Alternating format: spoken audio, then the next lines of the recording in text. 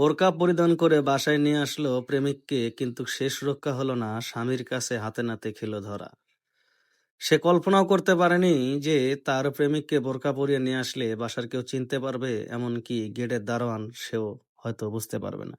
এই জন্য মূলত এই ছেলেটা ছদ্মবেশে তার প্রেমিকার সাথে দেখা করতে এসেছে প্রেমিকার বাসায়। কিন্তু সে ভুলে গিয়েছে যে তার প্রেমিক তার প্রেমিক এই জিনিসটা হয়তো জানেই না যে তার স্বামী কিন্তু গেটের দারোয়ানকে বলে দিয়েছে যে আমার পরিচয় কিংবা আমার ওয়াইফের পরিচয় কেউ যদি আমার রুমে যেতে চায়, অবশ্যই সেই তার ভালোভাবে জাস্টিফাই করে নেবেন যে লোকটা কে। যদি সন্দেহ মনে হয় আমাকে ফোন দেবেন। সেই ভদ্রলোক কিন্তু শিওর হয়েই দেখেন আজকে এখন গেটে এসে নক করতেছে। এখন এরা ভাবতেছে এই সময় কে আবার দরজায় নক করলো। কিন্তু উনি দরজায় গিয়ে দেখবে অন্য কেউ নয়, দরজায় ওনার স্বামী দাঁড়িয়ে রয়েছে। তখনই তো ওনার বুঝতে বাকি নেই, হায় হায় এখন আমি কি করব। তো এখানে মূলত বিষয়টা হচ্ছে এই ছেলেটা যখন বোরকা পরে বাসায় প্রবেশ করেছে, কিন্তু ছেলেটা ভুলেই গিয়েছে যে তার পায়ে ছেলে মানুষের জুতা। আর এটা দেখার কারণে কিন্তু সেই গেটের দারোয়ানের সন্দেহ হয়, এই জন্য সে তার হাজবেন্ডকে ফোন দিয়ে সবকিছু বলে। আসলে এই মেয়েটার চালচলন অনেক পরিবর্তন, যা তার স্বামী এই জিনিসগুলো ফলো করে এবং উনি সিকিউরিটি গার্ডের সাথে সবকিছু শেয়ার করে। সিকিউরিটি গার্ড হচ্ছে বাবা বয়সী, তাকে বলে আপনি তো আমার বাবার বয়সী, প্লিজ আমাকে একটু হেল্প করবেন।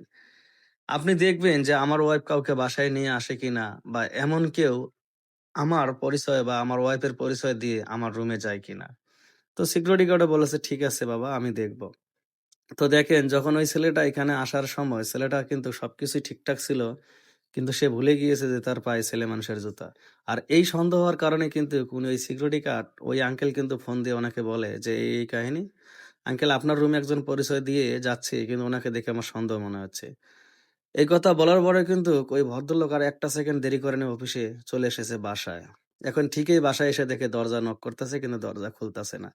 তার ওয়াইফ কিন্তু মানে তার স্বামীকে ছয় নয় বোঝাচ্ছে, কিন্তু তার স্বামী এখানে যতই সময় যাচ্ছে তার মনে আরো সন্দেহ বেড়ে যাচ্ছে।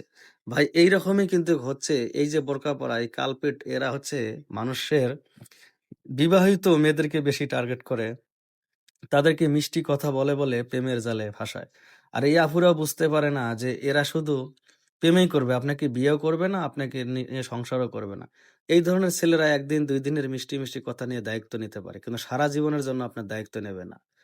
দেখুন এই যে আজকে এই যে আপুটা তার স্বামীর হাতে ধরা খাবে এবং তার স্বামী তাকে রাখবে কিনা, এই জিনিসটা কিন্তু বিশাল একটা ব্যবধান ভাই। পৃথিবীতে সব পুরুষের সব জিনিসের ভাগ সবাইকে দিতে চায়, স্ত্রীর ভাগ কাউকে দিতে চায় না।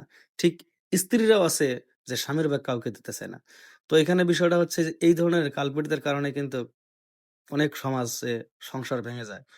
তাই আসুন সবাই প্রতিরোধ গড়ে তুলি এই ভিডিওটা শেয়ারের মাধ্যমে। এই ভিডিওটা শেয়ার দিলে হয়তো অনেকজনে বুঝতে পারবে যে হ্যাঁ, এই পরকীয়া জিনিসটা যেন আমাদের সমাজে না থাকে। আর আমাদের স্বামীরা যা ইনকাম করে নিয়ে আসে আমরা এতেই সুখে থাকি। আমরা পরপুরুষের কথায় যেন কান না দেই। তাহলে আপনার সংসার ভালো থাকবে, আপনার ভবিষ্যৎ ভালো হবে, আপনার যে প্রজন্ম নতুন সন্তান বা ছেলেমেয়েরা যারা আসবে সবাই ভালো থাকবে। দয়া করে প্লিজ ভাই ভিডিওটা শেয়ার দিবেন। আর ভুল ত্রুটি হলে অবশ্যই ক্ষমার দৃষ্টিতে দেখবেন। সবাই ভালো থাকবেন, সুস্থ থাকবেন। আল্লাহ হাফেজ।